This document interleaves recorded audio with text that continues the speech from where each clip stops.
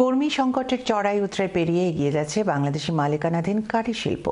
এরই অংশ হিসেবে নর্থহ্যাম্পটনের 4 পিলার্স রেস্টুরেন্ট এর বয়স এখন 25 বছর।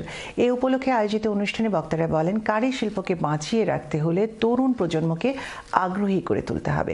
বিস্তারিত জানাচ্ছেন এহসানুল ইসলাম চৌধুরী শামীম। মঙ্গলবার ও বুধবার 2 দিন ব্যাপী নানা অনুষ্ঠানের মধ্যে দিয়ে সম্পন্ন হলো ব্রিটেনের বাকিংহামশায়ারের অলনিতে বাংলাদেশি মালিকানাধীন 4 পিলার্স রেস্টুরেন্টের 25 বছর পূর্তি অনুষ্ঠান। ছিল নাচ গান সহ নানা আয়োজন। কাঠি শিল্পকে বাঁচিয়ে রাখতে হলে তরুণ প্রজন্মকে আগ্রহী করে গড়ে তোলার প্রতি গুরুত্ব আরোপ করেছেন বক্তারা। যুক্তরাজ্যের বিভিন্ন শহরে কর্মী সংকটের কারণে কারি হাউসগুলো বন্ধ হয়ে যাওয়া নিয়ে আতঙ্কিত। ঠিক সেই সময় নর্থহ্যাম্পটনের বাবুল হুসাইন তার 4 পিলার্স রেস্টুরেন্টের 25 বছর পূর্তি অনুষ্ঠান আয়োজন করেছেন।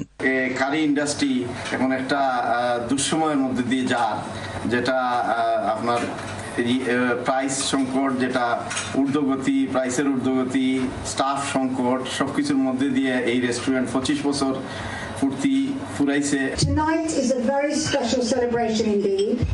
Can you all raise your glasses and join with me to the next chapter and 25 more years of success. The 4 pillars.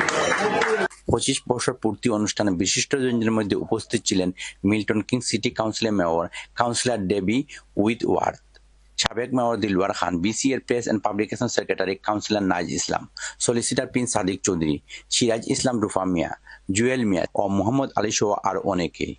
4 pillars রেস্টুরেন্টে আসলে মেয়রকে ফুল দিয়ে শুভেচ্ছা জানান রেস্টুরেন্টের স্বত্বাধিকারী বাবুল হুসাইন। সবশেষে কেক কাটার মাধ্যমে অনুষ্ঠানের সমাপ্তি হয়। বাকিংহামশায়ারের অলনি থেকে ফিরে Ehsanul Islam Chowdhury Shamim, channel S news.